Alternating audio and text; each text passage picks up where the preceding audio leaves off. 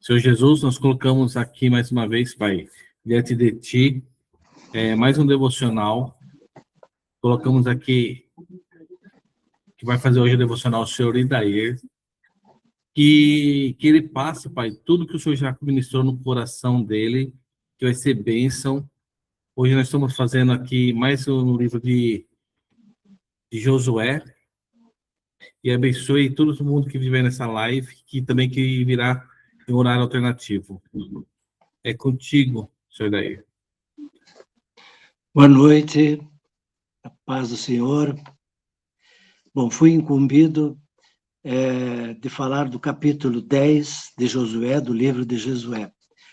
O capítulo 10 ele é bastante extenso, ele tem 43 versículos, né?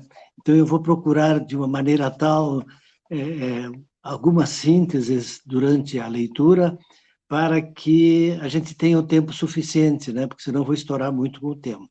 Ok, gente? Então vamos lá. Josué 10.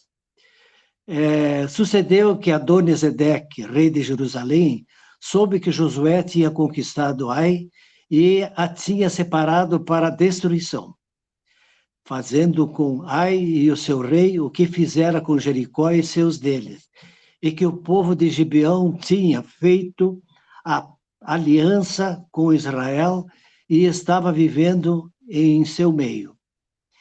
Ele e seu povo ficaram com muito medo, pois Gibeão era tão importante como uma cidade governada por um rei. Era maior do que Ai, e todos os seus homens eram bons guerreiros. Por isso, Adoni-Zedeque, rei de Jerusalém, fez o seguinte apelo a On, rei de Hebron, a Pirã, rei de Jarmute, a Jafia, rei de Laquis, e a Debir, rei de Eglon. Subam até mim, ajudem-me e ataquemos Gibeão, pois ela fez a paz com Josué e com os israelitas. Então, os 5 reis dos amorreus, o rei de Jerusalém, de Hebron, de Jarmute, de Laquis e de Eglon, reuniram-se e vieram com todos os seus exércitos, cercaram Gibeão e a atacaram. Os gibeonitas enviaram essa mensagem a Josué no acampamento de Gilgal: não abandone seus servos, venha depressa, salve-nos, ajude-nos, pois todos os reis amorreus que vivem nas montanhas se uniram contra nós. Josué subiu de Gilgal com todo o seu exército, incluindo seus melhores guerreiros. O Senhor disse a Josué: não temas, não tenha medo desses reis, eu os entreguei nas suas mãos, nenhum deles conseguirá resistir a você. Depois de uma noite inteira de marcha desde Gilgal, Josué os apanhou de surpresa. Os israelitas, o Senhor os lançou em confusão diante de Israel, que lhes impôs grande derrota em Gibeon. Os israelitas os perseguiram na subida de Bet-Horon e acabaram com eles por todo o caminho até Azeque e Maquedá. Enquanto fugiam de Israel na descida de Bet-Horon para Azeca, o Senhor lançou dos céus grandes pedras e granizo sobre eles, os quais mataram mais gente do que as espadas dos israelitas. No dia em que o Senhor entregou os amorreus aos israelitas, Josué exclamou ao Senhor na presença de Israel: Sol, pare sobre Gibeon. Ó lua, sobre o vale de Aijalon. O sol parou e a lua se deteve, até a nação vingar-se dos seus inimigos. Isto está escrito no livro de Jazar. É um livro de memórias em hebraico, em que se refere muito pouco à Bíblia, acho que 2 ou 3 vezes apenas. O sol parou no meio do céu e por quase um dia inteiro não se pôs. Nunca antes nem depois houve um dia como aquele, quando o Senhor atendeu o pedido de um homem. Sem dúvida, o Senhor lutava por Israel. Então Josué voltou com todo Israel ao acampamento de Gilgal.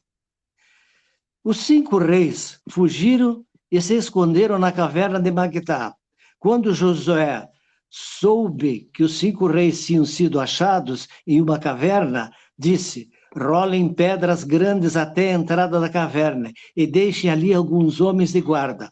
não se detenham, persigam os inimigos, ataquem-nos pela madrugada e não os deixe chegar às cidades deles, pois o Senhor, o Deus de vocês, os entregou nas suas mãos. Assim, Josué e os israelitas derrotaram por completo, quase exterminando-os, mas alguns conseguiram escapar e se refugiaram nas cidades fortificadas. O exército inteiro voltou em segurança a Josué ao acampamento de Maquedá. Ninguém mais ousou abrir a boca para provocar os israelitas. Então Josué disse: abram a entrada da caverna e tragam-me aqueles 5 reis. Assim fizeram e tiraram os 5 reis da caverna, o rei de Jerusalém, de Hebron, de Jarmute, de Laquis e de Eglon. Quando os levaram a Josué, ele convocou todos os homens de Israel e disse aos comandantes do exército que o tinham acompanhado: venham comigo e ponham o pé no pescoço desses reis. Essa era uma prática militar da época para uma vitória integral, considerada uma vitória integral. Então eles se aproximaram e puseram seus pés no pescoço dos reis.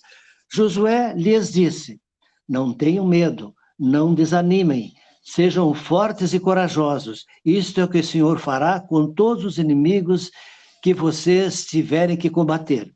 Depois Josué matou os reis, mandou pendurá-los em 5 árvores, onde ficaram até a tarde. Ao pôr do sol, sob as ordens de Josué, eles foram tirados das árvores e jogados na caverna onde haviam se escondido. À entrada da caverna colocaram grandes pedras que estão lá até hoje. Esse é o texto que conclui a conquista dos 5 povos que estavam combatendo Israel. A partir daqui,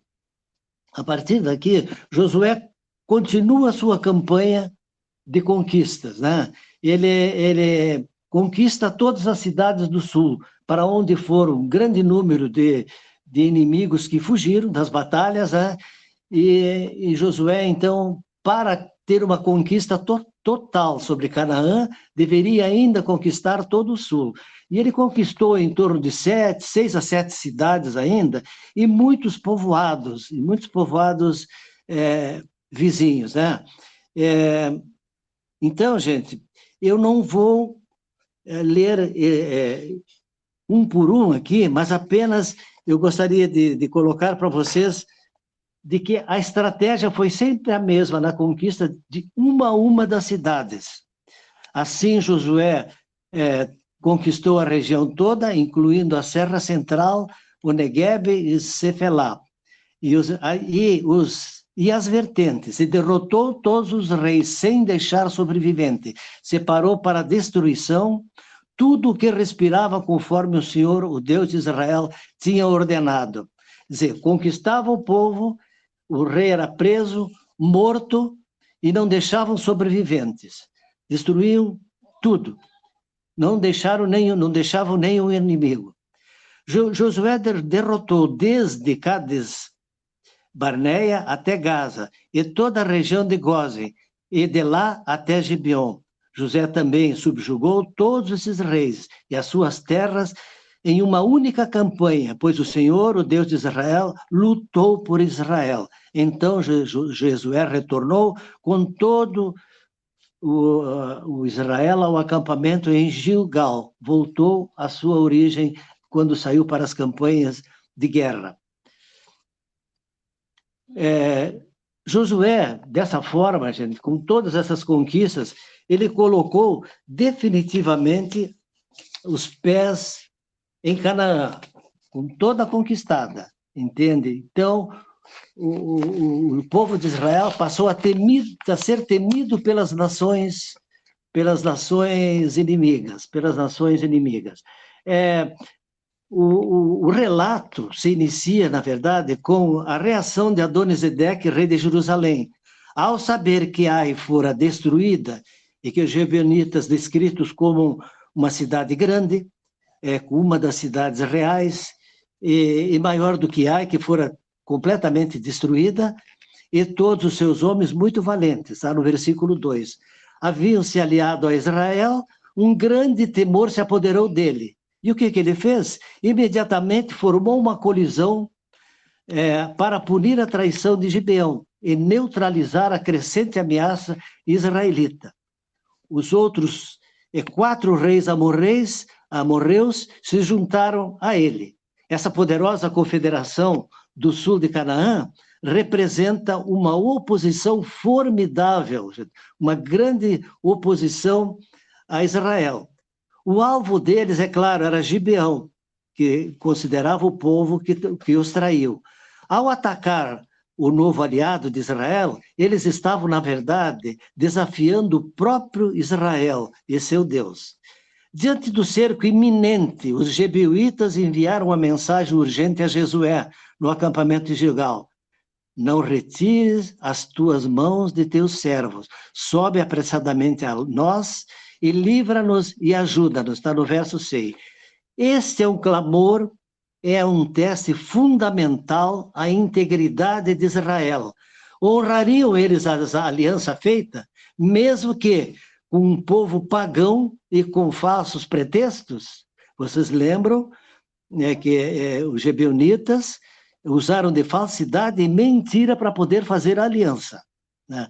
Mas a resposta de Josué, guiada pela fidelidade ao juramento feito perante o Senhor, é afirmativa e imediata. Josué resolveu cumprir com integridade, né, a aliança. A resposta de Israel não é apenas um ato de obrigação política, mas um passo de obediência a Deus. Josué mobiliza todos os homens de guerra com ele, todos os homens valorosos, verso 7. O que se segue é uma demonstração impressionante de dedicação e esforço humano. Eles empreendem uma marcha forçada de Gilgal a Gibeão, uma jornada de aproximadamente 40 quilômetros a pé, com uma subida de quase 1.000 metros de altitude, realizados todos à noite. Aqui observamos um princípio bíblico fundamental: a sinergia entre a soberania de Deus e a responsabilidade humana. O que vem a sinergia? Deve ser a sinergia, um conjunto de cooperação, de força, de trabalhos, de conquistas. Forças essas entre o homem e Deus. O homem faz sua parte, com esforço e diligência, mas a vitória pertence ao Senhor. Antes mesmo da marcha, Deus entrega a Josué a palavra que selaria o resultado de suas batalhas. E o Senhor disse a Josué: não os temas, porque eu tenho dado na tua mão, nenhum deles te poderá resistir. Josué 10, versículo 8. Essa promessa divina é a base da confiança de Josué. Ele não marcha com base na sua força militar, mas na certeza da palavra infalível de Deus. A estratégia da marcha noturna e do ataque surpresa foi o meio humano utilizado, mas o poder para a vitória emanava unicamente do trono de Deus. O exército de Israel tinha muito menos homens que o exército inimigo. O exército inimigo muito poderoso, com muitos homens, entende? E Josué em nenhum momento temeu. Ele teve como base a confiança, Josué depositou a confiança na promessa de Deus. Deus prometeu: eu vou entregá-los a vocês, nenhum deles poderá resistir. Entende? Então, se confiarmos em Deus, por que ter medo do inimigo? Entende? Façamos como foi feito com os 5 reis. Coloquemos os pés no pescoço do nosso inimigo e demos um pontapé bem forte em seu traseiro para que parem bem longe, que fiquem bem longe de nós, porque o inimigo nós não podemos matar. Vocês sabem que o demônio nós não matamos, nós podemos mandá-lo para longe, mas não conseguimos matá-lo. E um pontapé no seu traseiro e eles vão ficar bem distantes, entende? Aí, gente, aqui nós podemos fazer uma análise da intervenção sobrenatural de Deus. está em Josué 10, versículo 10 a 15. Sem a intervenção de Deus, não haveria vitória. Nós, em nossa vida, não conseguiremos vitória sem que Deus esteja conosco, em qualquer ato de nossa vida. Tá? Então, o clímax da narrativa revela a intervenção direta e espetacular de Deus na batalha. A vitória de Israel se desdobra em 3 fases distintas e milagrosas. A primeira fase dela é a confusão e a perseguição. No momento do confronto, o Senhor os conturbou diante de Israel, no verso 10. A palavra hebraica para conturbou, Hamam, implica num estado de pânico, de confusão e desordem divinamente induzido. Deus mesmo lança o exército inimigo em caos, permitindo que Israel os fira com grande matança. A perseguição que se lança ao exército inimigo, ao caos, permitindo que Israel os fira e tenha grande matança. A perseguição que se segue é implacável, traçando uma rota geográfica bastante extensa, até Maquetá. O que vem a ser esse pânico gerado, né? Historicamente, o que significa isso? Segundo alguns historiadores, gente, na hora do confronto, o exército inimigo não soube mais usar a espada. Usava aleatoriamente, entende? Quer dizer, ao invés de usar a espada contra o inimigo, não sabiam mais usá-la. É como nós usamos no esporte, no futebol, um jogador famoso que de repente começa a jogar mal, joga mal e tal, a carreira dele vai se extinguindo. O que o repórter diz?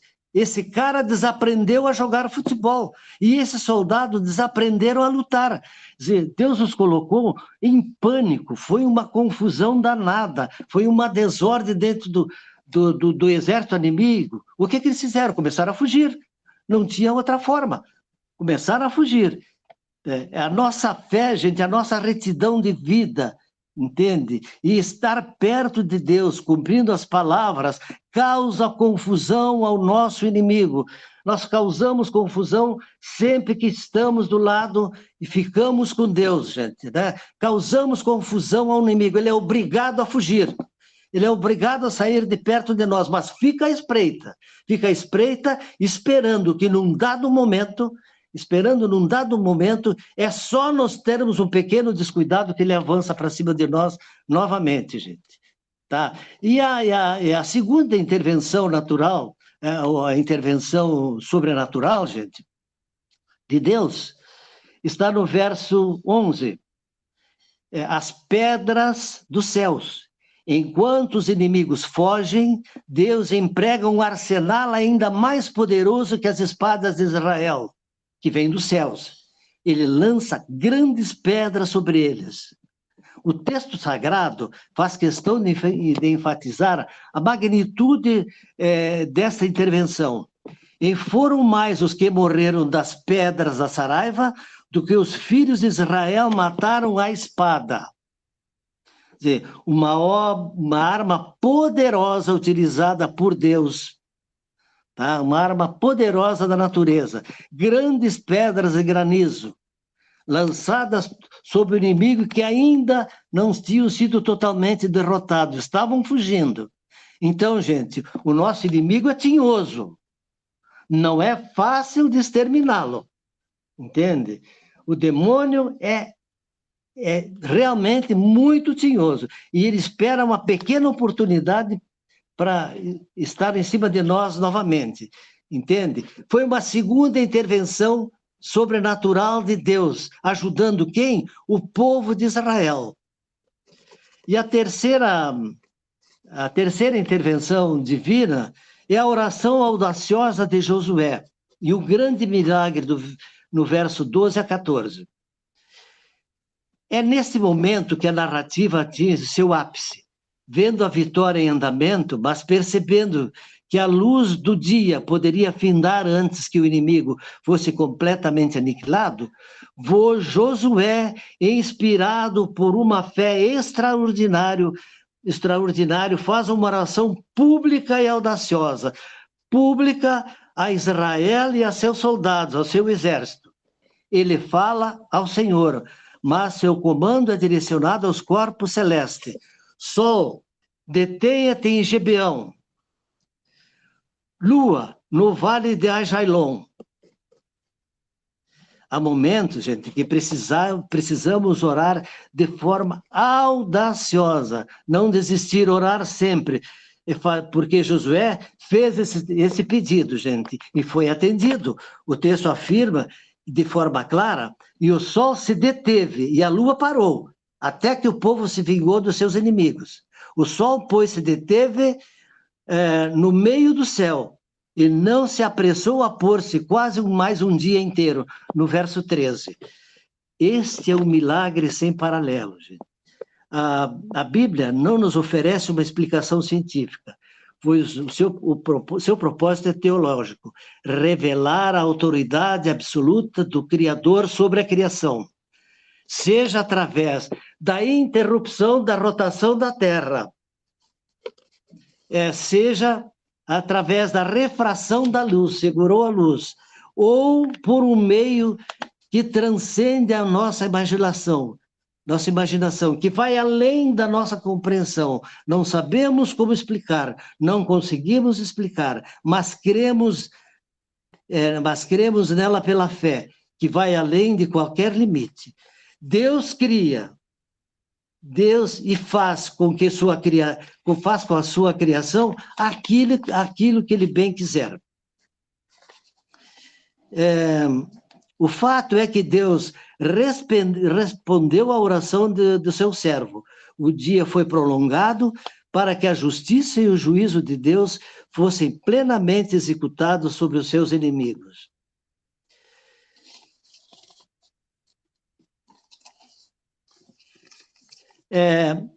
Singularmente, a singularidade desse evento, sublinhado pelo próprio autor, e não houve dia semelhante a este, nem antes e nem depois, ouvindo o Senhor, assim a voz de um homem, que foi um homem que intercedeu por Deus.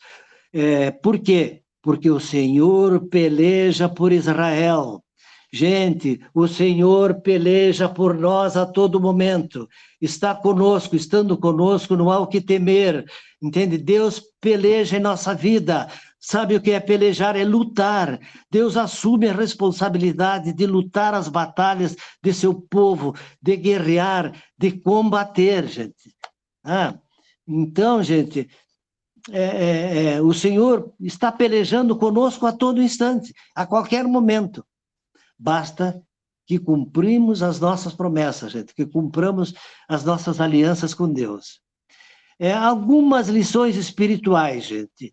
Esse relato histórico não é apenas o registro de uma antiga batalha, ele transborda de verdades eternas para a vida do crente. A fidelidade de Deus à sua palavra, às suas alianças. Josué honrou a aliança com os gibeonitas, e Deus honrou sua promessa a Josué. Isto nos ensina sobre a importância da integridade e da fidelidade de nossos próprios compromissos. Acima de tudo, nos lembra que o nosso Deus é um Deus que guarda as suas alianças, especialmente a nova aliança selada no sangue de Cristo. Estamos honrando as nossas alianças, gente? Estamos cumprindo os nossos deveres com as nossas alianças com Deus? A segunda lição, gente, ousada, é a oração ousada baseada na vontade de Deus. A oração de Josué não foi um desejo egoísta ou presunçoso. Ela nasceu da necessidade de cumprir a missão que Deus lhe havia dado, fundamentado na promessa divina da vitória. Verso 8. Somos encorajados a orar com ousadia, não para satisfazer nossos compromissos, nossos caprichos, mas para que a vontade de Deus se cumpra e seu reino avance. Quando nossas orações se alinham com os propósitos revelados na Escritura, podemos nos achegar ao trono da graça com confiança. Orar com ousadia, como Josué fez, não desanimar nunca, insistir, persistir até que algo aconteça.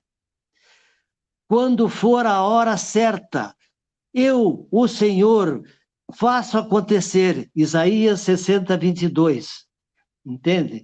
Então, gente, é tão lindo a nossa campanha dos cultos das quintas-feiras, que colocamos no altar do Senhor os nossos pedidos, as nossas angústias, pedindo solução de tanta coisa. E os testemunhos são tantos, gente, são tantos e lindos, belos, gente. Testemunha de curas. Quanta testemunha de curas, gente. Da chave da casa própria, de novos empregos, entende? De novo veículo para que se possa atender às necessidades da família, gente. Então, gente, orar sempre, não desanimar nunca, não chutar o balde, como alguém disse há poucos dias, né? Persistir até que algo aconteça. Por que persistir, gente? Porque vocês sabem perfeitamente, o pastor Fernando nos diz muito isso, o tempo do homem não é o mesmo tempo de Deus. Nós somos imediatistas. Nós queremos que as coisas às vezes aconteçam logo. Não, temos que esperar o tempo de Deus. Deus vai determinar a hora de nos conceder a graça, a hora de nos conceder o milagre, mas Ele nos concede. Tenho a certeza disso. O milagre vai acontecer. Entende? Pode demorar? Pode demorar, sim. O tempo de Deus, o tempo do Senhor, mas acontecerá. Uma outra lição espiritual que tiramos do texto é a luta de nossas batalhas espirituais.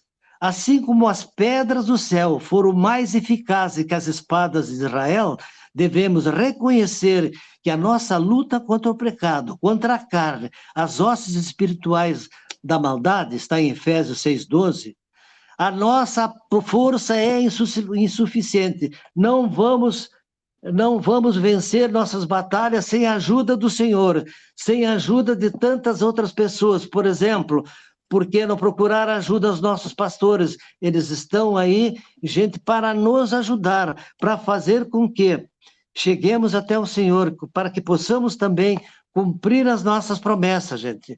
Então, é importantíssimo isso.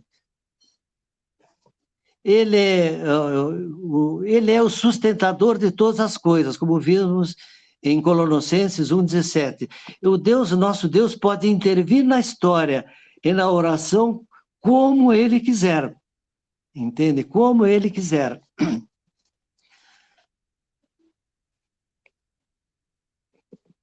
Gente, eu gostaria aqui de abrir um parêntese, e quem sabe fugindo um pouco do texto, dar dois, não sei se são bem testemunhos, mas são dois testemunhos bem rápidos. Eu fiz por 2 vezes o curso A Resolução de Todo Homem, entende?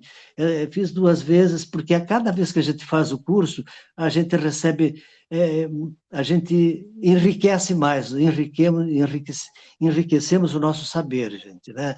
E, então, eu quero fazer o 3º também. Eu sei que vou me enriquecer muito mais com isso, né? E numa determinada aula da resolução de todo homem, havia uma discussão muito grande a respeito dos grandes problemas que enfrentamos em nossas famílias, entende? O problema das drogas, pessoas jovens, homens adultos, jovens e até crianças, que muitas vezes se drogam, roubando do próprio pai, roubando na sua própria família, roubando na rua, sendo às vezes preso, ou da prostituição, de uma filha que se prostitui, ou de uma filha que de repente chega em casa, aparece falando da sua gravidez, que está grávida, gente, né?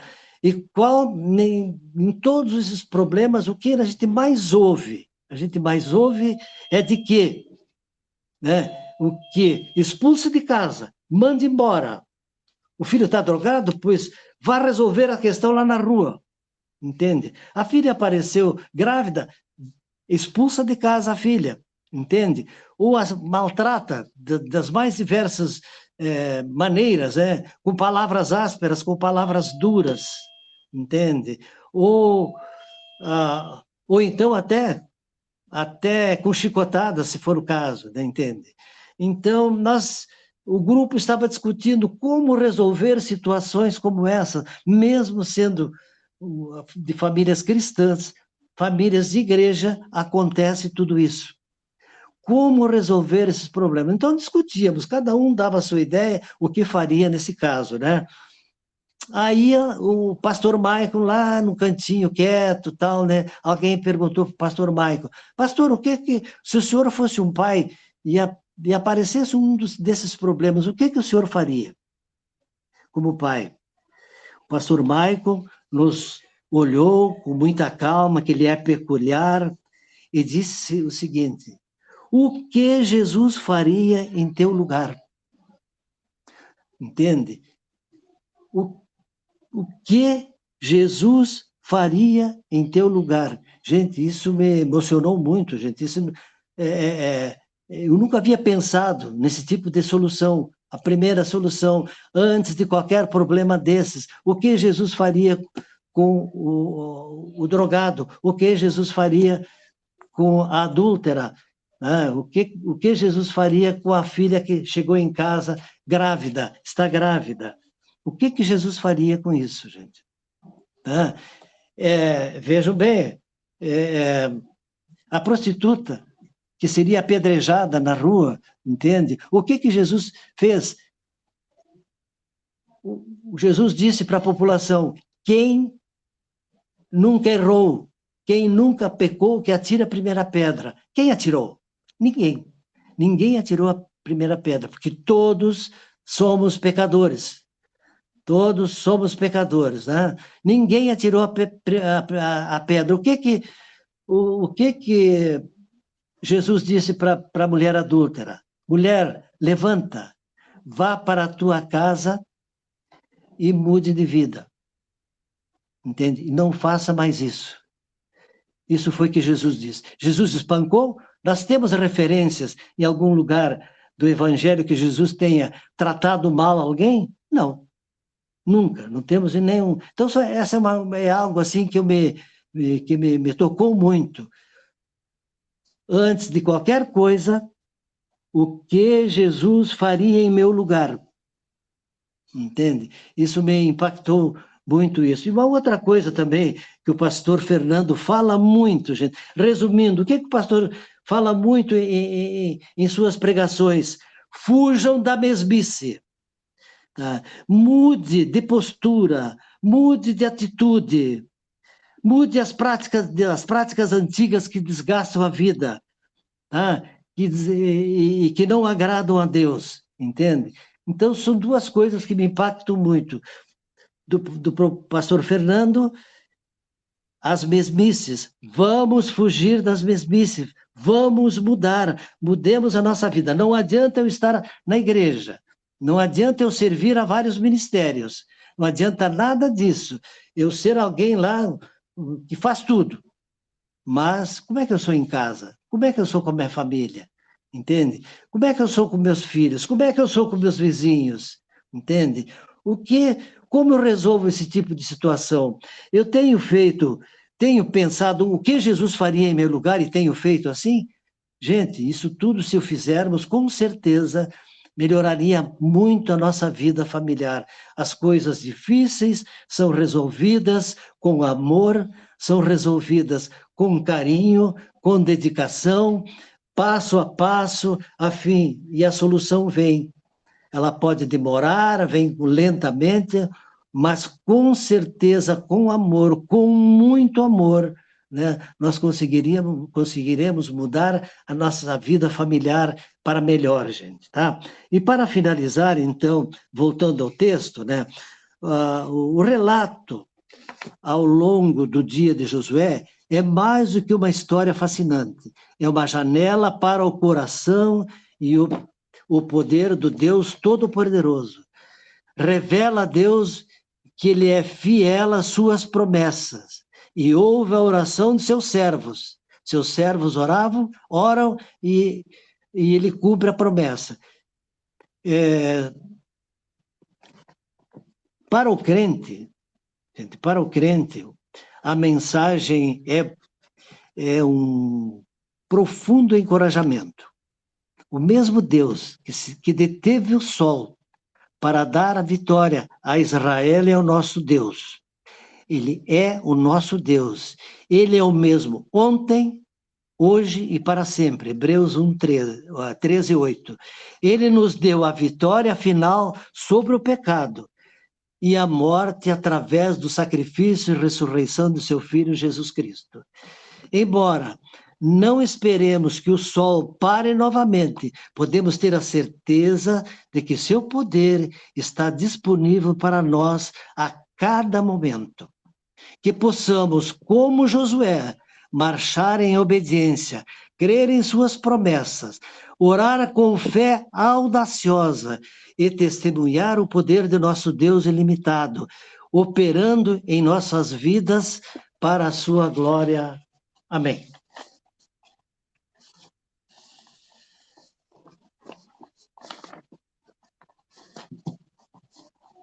Alguém quer intervir, dar alguma sugestão, acrescentar algo que possa enriquecer?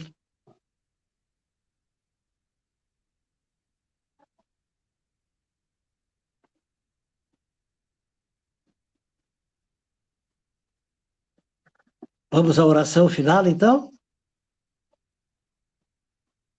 Podemos?